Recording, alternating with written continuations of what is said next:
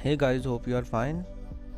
आज हम बात करेंगे wordpress.org और wordpress.com में डिफरेंसेस की। इनकी बेसिस पे हम ये डिसाइड कर सकते हैं कि हमें wordpress.org और wordpress.com में से किसको चूज़ करना चाहिए। हमारे पास wordpress.com के दो वर्जन हैं, एक फ्री वर्जन और एक जो है वो पेड वर्जन है। हम दोनों को साथ साथ डिस्कस करेंगे। तो सबसे पहले बात करते हैं थीम सपोर्ट की। तो wordpress.org हमें प्रॉपर थीम सपोर्ट प्रोवाइड करता है, जिसमें हम अपनी मर्ज़ी से वर्डप्रेस के थीम के अंदर किसी भी तरह की चेंजेस कर सकते हैं। उसके कोड में हम लोग चेंजेस कर सकते हैं, उसके स्टाइल में चेंजेस कर सकते हैं। जबकि फ्री wordpress.com की बात करें तो वहाँ पर हम किसी भी तरह की कस्टमाइजेशन नहीं कर सकते। हाँ, अगर हम इसको अपग्रेड करते हैं और अपग्रेड करते हुए प्रीमियम पैकेज को चूज़ करते हैं तो वहाँ पर हम CSS की कस्टमाइजेशन कर सकते हैं, और जो प्रीमियम थीम्स हैं उसमें भी बिल्कुल लिमिटेड सी कस्टमाइजेशन कर सकते हैं। जबकि बिज़नेस प्लान की बात करें तो वहाँ पर हम थर्ड पार्टी थीम्स को भी अपलोड कर सकते हैं। नेक्स्ट वन है प्लगइन्स। जो wordpress.org है वो आपको हर तरह के प्लगइन्स को अपलोड करने के लिए अलाउ करता है। वहाँ पर हम फ्री प्लगइन्स को भी अपलोड कर सकते हैं, पेड प्लगइन्स को भी अपलोड कर सकते हैं, और कस्टम प्लगइन्स जो कि हमने बनाए होते हैं उनको भी वहाँ पर अपलोड कर सकते हैं और यूज़ कर सकते हैं। जबकि wordpress.com की बात करें तो वहाँ पर हम किसी भी तरह के फ्री, पेड या कस्टम प्लगइन्स को यूज़ नहीं कर सकते, जस्ट वर्डप्रेस के बिल्ट इन प्लगइन्स को ही यूज़ कर सकते हैं। अगर हम wordpress.com को अपग्रेड करते हैं और बिज़नेस प्लान की तरफ जाते हैं तो वहाँ पर हम थर्ड पार्टी प्लगइन्स को यूज़ कर सकते हैं। अब बात करते हैं इसके एक्सपेंस की। तो wordpress.org में हमें ईयरली बेसिस पे या मंथली बेसिस पे डोमेन और होस्टिंग का पे करना पड़ता है। जबकि wordpress.com की बात करते हैं तो वहाँ पर wordpress.com की एक सब डोमेन हमें फ्री ऑफ कॉस्ट प्रोवाइड कर दी जाती है, और 3 GB तक हमें स्टोरेज प्रोवाइड कर दी जाती है। यहाँ पर हमें इन चीज़ों का पे नहीं करना पड़ता, लेकिन हमें यहाँ पर सिर्फ़ और सिर्फ सब डोमेन तक ही लिमिटेशन है। अगर हमने अपनी डोमेन वहाँ पर ऐड करनी है, कस्टम डोमेन को ऐड करना है, तो वहाँ पे हमें पर्सनल प्लान, प्रीमियम प्लान या बिज़नेस प्लान में से किसी एक को चूज़ करना पड़ता है। अब बात करते हैं मोनेटाइजेशन की। मोनेटाइजेशन का मतलब क्या होता है कि हम किसी भी थर्ड पार्टी ऐड को अपनी वेबसाइट पे चला सकते हैं या नहीं चला सकते। तो अगर हम बात करते हैं wordpress.org की, तो wordpress.org हमें मोनेटाइजेशन अलाउ करता है, जबकि wordpress.com हमें मोनेटाइजेशन अलाउ नहीं करता। हाँ, सेम एज़ अगर हमने wordpress.com के प्रीमियम प्लान को चूज़ किया हो तो हम वहाँ पर मोनेटाइजेशन कर सकते हैं। अगर हम ब्रांडिंग की बात करते हैं तो wordpress.org हमें ब्रांडिंग फ्रीडम प्रोवाइड करता है। इसमें हम अपनी मर्ज़ी से इसके फुटर में किसी भी तरह के क्रेडिट को ऐड कर सकते हैं, जैसे पावर्ड बाय मेरी वेबसाइट का नाम।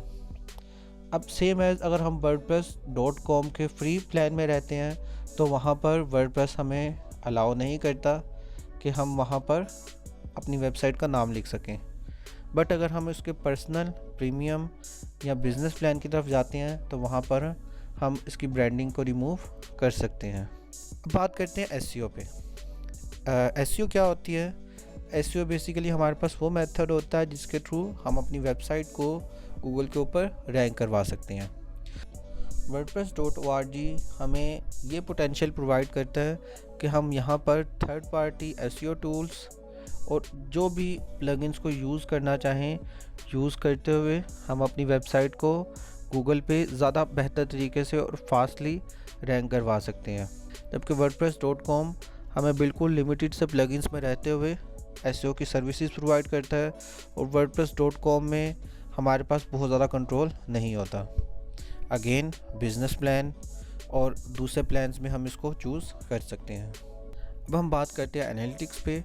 एनालिटिक्स हमारी ऑडियंस की इंफॉर्मेशन होती है जिन्होंने हमारी वेबसाइट को विज़िट किया होता है।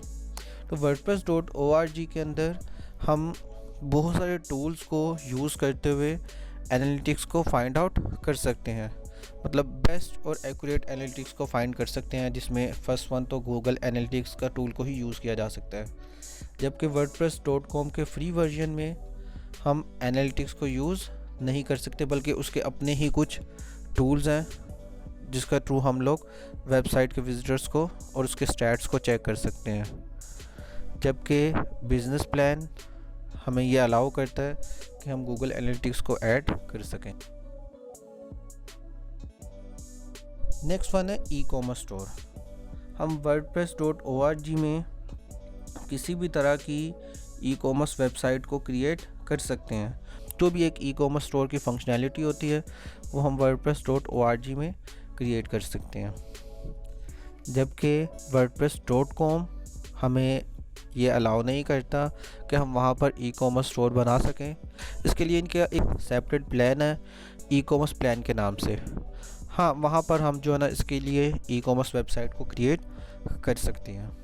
अब हम बात करते हैं मेंबरशिप वेबसाइट्स पे। ऐसी वेबसाइट्स जहाँ पर आप डेली बेसिस पे, मंथली बेसिस पे या ईयरली बेसिस पे वेबसाइट्स को पे करते हुए वहाँ के प्रीमियम कंटेंट तक एक्सेस करते हैं। सेम एज़ wordpress.org में हम मेंबरशिप वेबसाइट्स को क्रिएट कर सकते हैं, जबकि wordpress.com के फ्री वर्जन में तो हम इसको क्रिएट नहीं कर सकते, बट इसके लिए भी हमें डिफरेंट प्लान्स को चूज़ करना पड़ता है। नेक्स्ट वन है मेंटेनेंस। अगर हम wordpress.org की बात करें तो वहाँ पर जैसे कंट्रोल हमारे पास होता ना, तो उसी तरह से उसकी जो मेंटेनेंस है, मेंटेनेंस में क्या आ जाता है, उसकी सिक्योरिटी, उसका बैकअप, उसको अपडेट करना, इस तरह की सारी चीज़ें हमें खुद से करनी पड़ती हैं।